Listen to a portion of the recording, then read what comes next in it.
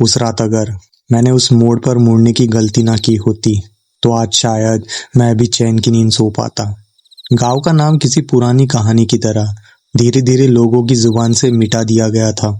शहरों के लोगों को उस गांव के बारे में पता भी नहीं था, और जिन लोगों को पता था उनकी वहां जाने की हिम्मत नहीं होती थी।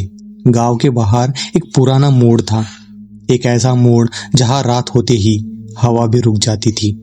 मैं वहां का रहने वाला नहीं था। एक काम के सिलसिले में मुझे उस गांव के पास से गुजरना पड़ा।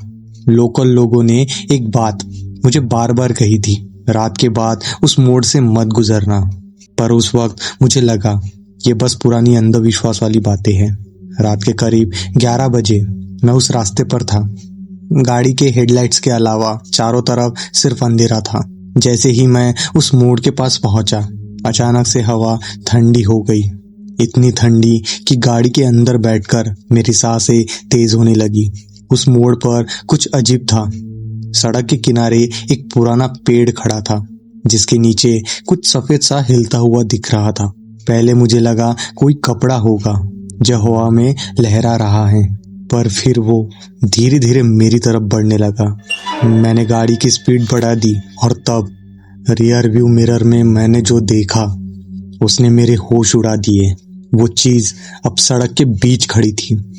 उसका चेहरा धुंधला था, पर उसकी आंखें सीधा मुझे देख रही थी। मैंने नजर हटा ली, पर दिल जोर जोर से धड़क रहा था। कुछ देर बाद जब मैंने दोबारा मिरर में देखा तो सड़क बिल्कुल खाली थी। मैंने चैन की सांस ली और सोचा शायद मेरा वहम होगा। आखिर काम का स्ट्रेस जो है। और मुझे बताओ, आपको भी काम का स्ट्रेस है तो आप कमेंट में बता सकते हो और वीडियोस को लाइक भी कर सकते हो। तो जल्दी से इस वीडियो को लाइक करो अगर आपको ये कहानी पसंद आ रही है। तो कहानी में आगे बढ़ते हैं। लेकिन असली डर तो तब शुरू हुआ। थोड़ी दूर जाने के बाद गाड़ी अचानक बंद हो गई। इंजन बिल्कुल खामोश हो चुका था। मैंने इग्निशन ट्राई किया, पर कुछ नहीं हुआ। तभी मुझे महसूस हुआ कि गाड़ी के बाहर कोई चल रहा है। धीरे धीरे घिसटते हुए कदमों की आवाजें आ रही थी।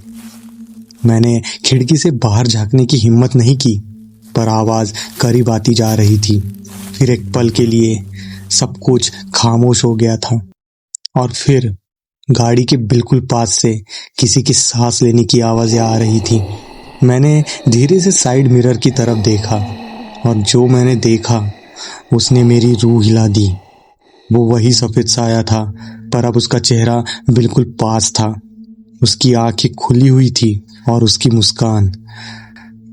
मुस्कान जैसे किसी ने जिंदा इंसानी मांस अपने चेहरे पर पहन लिया हो। मैं झट से पीछे हटा और तभी गाड़ी अपने आप स्टार्ट हो गई।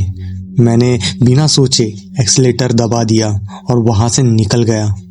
मैंने उस वक्त पीछे मुड़कर नहीं देखा। अगले दिन जब मैं शहर पहुंचा तो मैंने उस गांव के बारे में पूछा। एक बूढ़े आदमी ने चुप रहने के बाद बस इतना कहा कि उस मोड़ पर सालों पहले एक औरत की मौत हुई थी। कहते हैं वो रास्ता भटकने वालों को रोक लेती है और उन्हें अपने साथ ले जाती है। मैंने हल्का सा हंसने की कोशिश की, पर कुछ याद आया।